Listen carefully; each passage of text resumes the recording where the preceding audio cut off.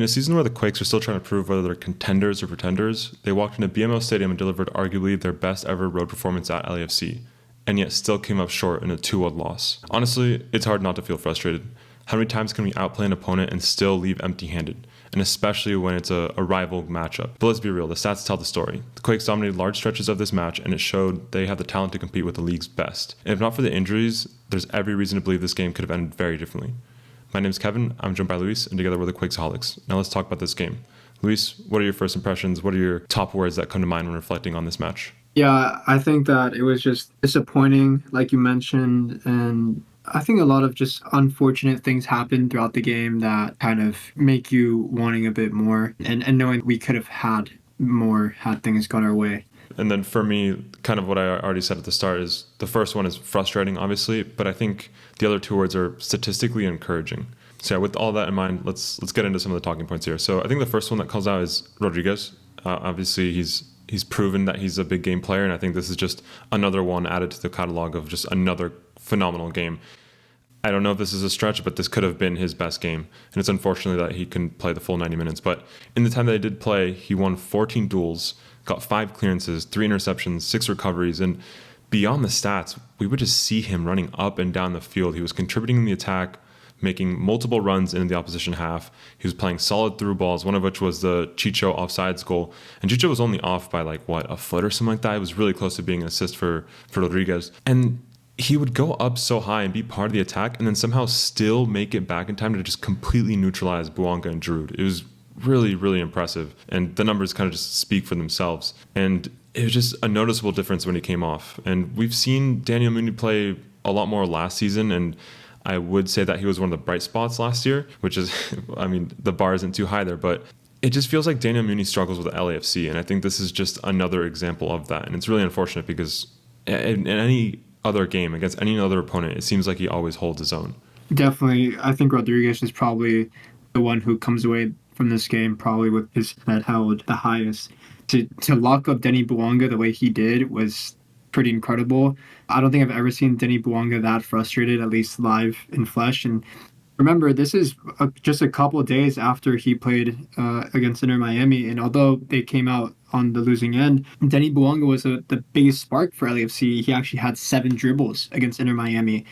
So for Rodriguez to just lock him up like that, I remember time and time again, he'd stand him up one-on-one, and he seemed to be fine. And yeah, like you said, right, Daniel Mooney, he's a player still developing. He got some good minutes last season, but playing in this atmosphere against these players, it's always going to be a struggle for a developing player. And of course, the next talking point is in the goalkeeper position. Daniel got a concussion around the 14th minute, and then we saw Earl Edwards Jr. make his debut for the Quakes. This is a keeper that we didn't really know what to expect. There aren't that many statistics for his time with New England, so it's like you look into the numbers and it could mean anything. And I've seen a lot of comments be made that this game was on him, and yes, he had some pretty disastrous mistakes, but I think I'd best summarize it as he's a step down from Daniel, but a step up from our backup keepers last year. I mean, you can compare it to Jacob Jackson last year. It's probably a name that people don't really think of often, but he played against LAFC last year, conceded 6 goals. And yes, that's not all of his fault. The defense last year it was just a leaky defense, but Jacob Jackson was involved in all of our worst losses. He ate 4 goals against Sacramento. It just every game he seemed to play was just a landslide loss. And to see Earl Edwards come in, like I said, he makes that horrible play in the second goal. He just plays it down the middle, it gets intercepted, it leads to the goal. Yes, I understand that. But it is really reassuring to see that in both goals that we conceded, he at least got 1 save. In the first goal, he got a save. He didn't push it out to the side like he should have, and then it got cleaned up by LAFC. And then in the second goal, he did get a hand on it. It went out to the side like he should have done, but then Daniel Mooney just wasn't able to keep up with Bouanga. Yeah, of course, right? Whenever Daniel goes down, you just hold your breath, right? I think that he's such a crucial part of this defense for us, and we saw how much he meant last season. And from what I've seen so far, I remember when we signed Earl Edwards, that's something that we did cover, and he did seem to, have some experience under his belt. And, yeah, it's unfortunate, right? Like, of all the places to get thrown into the fire, right? Like, no place more is that true than LAFC. So, yeah, it's unfortunate, of course.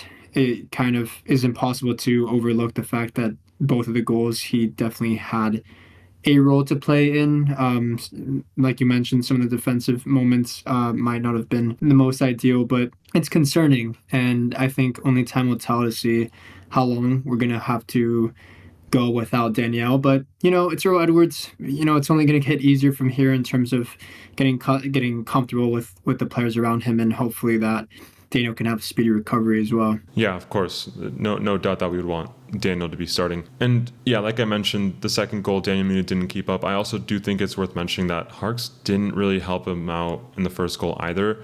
I remember watching the game back, and I visually confirmed that Harkes looked both ways. He was scanning. His head was in the direction of Palencia, the goal scorer for LAFC, and then he didn't step up to cover that player. He just kind of kept with his momentum, ran a different way, and that left Palencia just completely wide open. And I felt like every other Quakes player was at least on someone doing their job. So I don't know. I sympathize with Earl Edwards. It isn't all on him. The second goal, yes, it is definitely on him, but this loss, I don't think it's on him. And speaking of Harkes, this is another player that I felt didn't quite step up to the occasion. Harkes is a player that all season has been really consistent. He's a really great box-to-box midfielder, has great contributions in the attack and the defense, but something just felt off for him in this performance. I don't know if he just spread too thin in this game, but there was just a lot, especially in the first 25, 30 minutes of the games. It felt like he was caught dribbling into traffic at least once. There were multiple bad passes that led to turnovers, and luckily all those counterattacks were stopped pretty quickly by Rodrigues, but just overall, it felt shaky. It felt like it put the Quakes in a bad position. And like I said, on that first goal, it felt like he really dropped the ball there. I think that is kind of a talking point. It's something that I actually mentioned to you during the game is I felt like just throughout the match, our midfield was getting kind of overrun.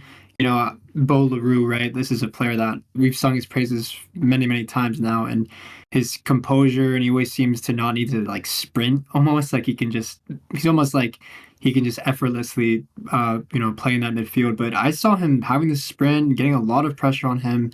Same with Nico Shakiris, getting out-bodied at times. And yeah, I think it was just difficult for the midfield all around. But again, these players have been pretty good so far. I think when Harkes came in, right, we weren't sure what he was going to be. And obviously with having the quality we have on the bench, like Mark Anthony Kaye, right, you got to be doing something right to keep a player like that on the bench. So, but yeah, not his best day. And yeah, despite these two players that we've been calling out as having sort of bad individual performances, I do think that overall the team did play really well, and the stats do support that. I mean, if you're into expected goals, that was in our favor, 1.49 to 2.12. We had more volume in shots, 16 to 12, and generally across the board, like you look at all these stats, and most of them were in our favor. And I do think that like if you just look at when our starters were on the field, particularly when Rodrigues was still on the field, definitely the stats defensively were in our favor too. Momentum was a bit here and there if you look at the momentum graph, but watching the game, there was a stretch of like 10 minutes towards the end of the first half that the Quakes' full team was in the LAFC half. We just had a lot of possession. It's unfortunate that those didn't result in opportunities, but it is encouraging to see that. And yes, you can say we had a high line against Charlotte, and then all those counterattacks led to a 4-1 loss. But like I said, in those counterattacks, Rodrigues did make it back in time. He did kill those opportunities, and Bruno Wilson did his part too, and Dave Romney did his part as well. And on the topic of Romney, he was actually contributing a lot more in the attack than I remember seeing. He was making the kind of dribbles that we were used to seeing Rodrigues making, and he even got a cross in the opposition's third, which was very, it was interesting to see, but good on that. And yeah, you mentioned the midfield, but I do think that there were bright spots for the midfield. I mean, Bo LaRue, he had an excellent passing game. You look at some of this pass into final third distribution, he was leading for the Quakes. And yeah, some of those passes are short. It's not apples to apples on all of them, but I do think it's good to see him in that region of the team, right?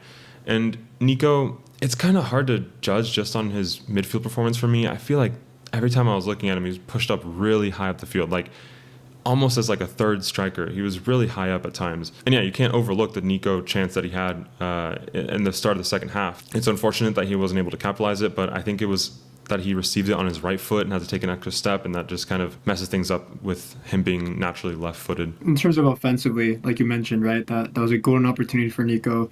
And yeah, I also think that in terms of this kind of the momentum and the swing of the game, this was the most favorable and LAFC game in LA has felt in my time ever coming down here. And it's unfortunate, we did talk about Earl Edwards, and I do think as well Hugo Lloris had a good game. I really think, like you said, we were putting on pressure at one point when it was just 1-0. And if it wasn't for that mistake, obviously we got a goal back, but it's probably too late by that point. But, I do think that if it was 1-0, or if we were to get a goal a little bit earlier, we could have somehow clawed a point out of this game. But just unlucky, I think, truly. And not a performance that I'm disappointed about. Like you said, also in transition. Of course, this is LAFC, right? They're going to have good transitional players like Bouanga. They had some guys come on in the second half as well that were pretty quick, that seemed good on the ball, on the wings. But this never did I feel anything like Charlotte, right, in transitions. Bruno, Wilson, Romney, Rodrigues, of course, like you said. They all did well to contain LAFC on transition moments. And I think overall it's a good performance. Nothing came of it. That's how soccer goes sometimes. But yeah, good performance, I think. If we remove the games against Colorado and Minnesota, where we were also pretty dominant in those games and favored statistically, and we just didn't get any points out of that. If we didn't have those games and that in our memory, I feel like we probably would be even more optimistic about this game. I think it's just the context that there's a lot of games this season where we are looking like the better team and we just can't get any points out of it. Something to keep an eye out on. It's early in the season. Bruce Arena says this in every press conference, that it's way too early to know what the floor or the ceiling of this team is. But there's a lot of good to see. And especially if we have a full, healthy starting 11, I think there's even more reason to believe that, we're more on the contender side than the pretender side. Only time will tell. Next matchup will be against Sporting Kansas City at home. That should definitely be a favorable game. That is a must-win game on the basis of playing at home and on the basis of Sporting Kansas City is looking like a bad team. They just fired their head coach. They're still trying to figure out their identity, and we really need to capitalize on it. So that'll be this weekend. We'll see what happens, and we'll be here to cover it. If you made it this far, thanks for listening.